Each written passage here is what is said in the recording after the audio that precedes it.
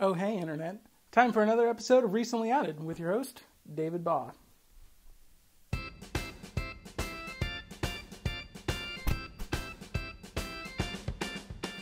Hello all you Netflixers and Netflixettes, welcome back, and as always, thanks for watching. We've got some news updates for Netflix here on what's coming and going. As with everything, it's going to be a little bittersweet. So I'm going to try and just pull this off like a band-aid, if you will. First of all, a few that I don't care that they're leaving. Twilight's gone now, so... oh no.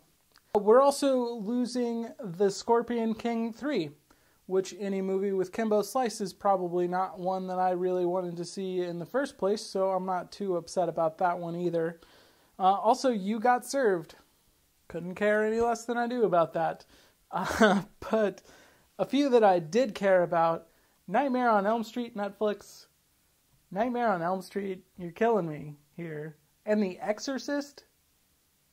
First of all, don't leave Nightmare on Elm Street 2 and take off the first one. At least leave the first one so that I can start the series and kind of go from there. But, come on.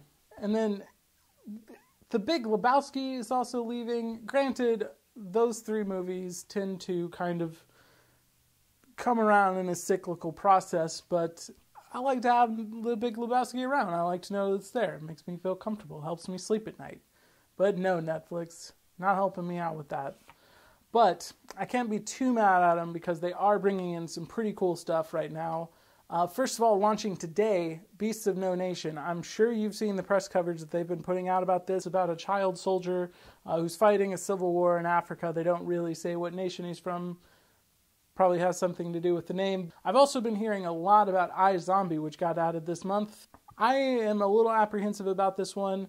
I'm already keeping up with a bunch of zombie shows right now, and this one doesn't look like it really fits well within the genre. I mean, there's already Walking Dead, there's already Fear the Walking Dead, and there's Z Nation, so I'm kind of all zombied out, but iZombie is supposed to be really good. I've heard great reviews about it, and Netflix seems to think that I'm going to enjoy it. But it's about a actually pretty hot zombie chick that is helping fight crime. Because that's what zombies do, I guess. I don't know. If you just watched The Martian and you are not over your Matt Damon fix, see the government spend a lot more money bringing him back in The Bourne Supremacy, which just got added. You can also check out the first one. They don't have the second one. I'm not sure why that is, but definitely check out the first and third. You could also see Team America World Police if you still haven't gotten enough. I love that Matt Damon puppet. It makes me laugh every time. Matt Damon.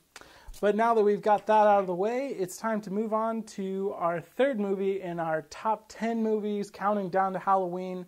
All of them have been in the horror genre. We're grading them all by the same scale based on story, pacing, acting, cinematography, and execution. For this one, I chose a great movie. I think you guys are really going to like it. I went with Dusk Till Dawn. Welcome to slavery. No thanks. I already had a wife. From dusk till dawn. This movie's really pedigree. It's got a lot of horror chops in it. First of all, it's written by Quentin Tarantino. I'm sure you're familiar with his work. It's directed by Robert Rodriguez, which is awesome. And it's got a slew of great actors in it.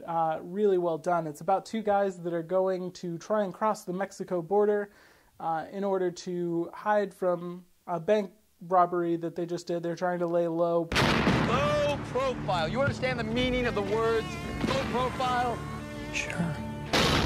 But they've killed 16 people along the way, so they're definitely trying to get there pretty quick. They stop over at the Titty Twister Bar, which is a strip club just over the border into Mexico. This is my kind of place. And all hell breaks loose when vampires come and start killing everyone. It happens. These are things. Look it up. I don't know what to tell you. In terms of story, I'm absolutely going to give them the point for this one. They did a great job of setting up two anti-heroes so that they could make the evil entity that's coming in, or all the vampires, that much more hardcore. Because those guys are such assholes to begin with, you kind of root for the lesser of two evils, but the evil can go that much eviler, if you will, which they did a great job of. In terms of pacing, I'm absolutely going to give it the point. They set a very clear deadline for when things needed to happen. you're going from dusk until dawn. So there's not really a whole lot to get mixed up with. They absolutely are moving the time forward. They're absolutely going forward in the context of the story. In terms of acting, this movie has a shitload of actors. There's George Clooney, Quentin Tarantino acts in this one, which he's actually pretty good in this one. His cameos are not always fantastic, but I liked him in this one. He did pretty good. We also have Cheech Marin. We have Danny Trejo when he was skinny. We have Cheech Marin again as two other characters. We have Selma Hayek as a stripper, which is awesome. Harvey Keitel, Juliette Lewis. We have Fred Williamson is in this movie. Great actor, really great cast. They all did pretty well. In terms of cinematography, I'm definitely going to give it to him. He's among some of my favorite directors. I don't necessarily like all of his work. He does pretty well overall. I really like the way that he produces movies and the way that he brings a cohesive story and that sort of stuff. Great job there. As far as execution, they got Tom Savini for this movie, the godfather of gore and the Sultan of Splatter. He doesn't do bad work. His makeups are fantastic, and this movie is absolutely no exception. The vampire makeups in this are awesome. The whole production is wonderfully done. They got a great cast. They got a great script. They got great makeups, great location. You name it, they got it in there. I'm going to give it a 5 out of 5 for its overall score. Definitely something you're going to want to check out. It's a cult classic. You really should. If you're awesome, you're probably already subscribed already. If you're, not as awesome, you can rectify that right now by just hitting subscribe right there. If you don't want to, I don't care. You could probably, spiral into depression, get addicted to drugs. Who knows? I don't know. I don't know what happens when you don't subscribe, because I already did subscribe. Do it up. Also, please feel free to comment below. I'd love to hear what you thought about Dusk Till Dawn. I'd love to hear what you think you would add to your movie list. It was a pleasure as always, and you guys have a wonderful night.